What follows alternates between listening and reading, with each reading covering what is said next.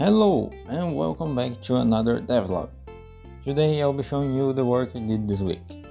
Okay, so for this week I focus on doing some of the UI for the dialogue, like the dialogue box and some sprites for the characters.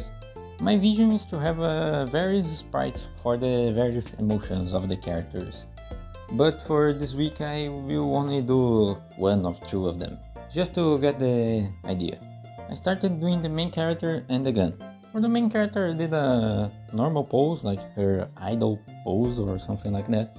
Not really much to say, I just drew her.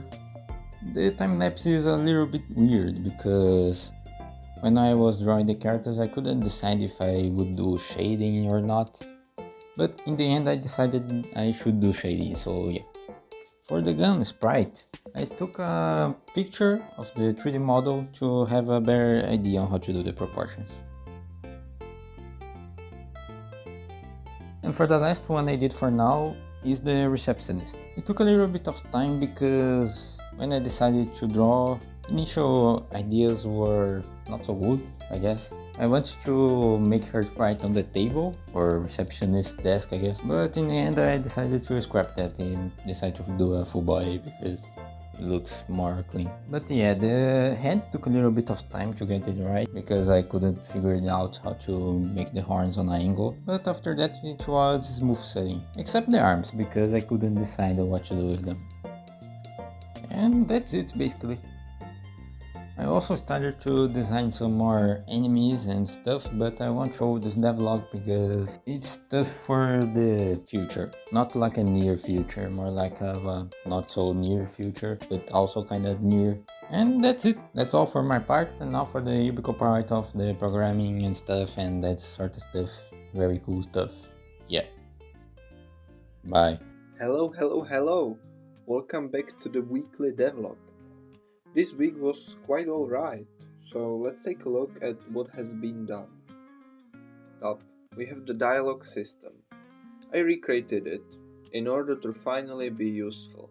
Now, it supports adding character art, positioning the art, who is currently talking, which makes them full opacity and half opacity the rest, the name of the person talking and what they're actually saying. It's not final, but it's starting to form into something usable, and all of it is in the JSON file used for writing it. Here is the structure. Moving forward, we have the first enemy's first animations. So I wrote a bit of code for the animations to play, synced the hit with player losing health, and we were set up. And the last bigger thing was this main menu. I wanted to finally learn twins, and making this main menu using them was a great learning experience, and the result is looking pretty smooth. And for everyone using Godot who isn't familiar with twins, go learn them. They're fantastic and make things like moving or scaling smoothly so easy.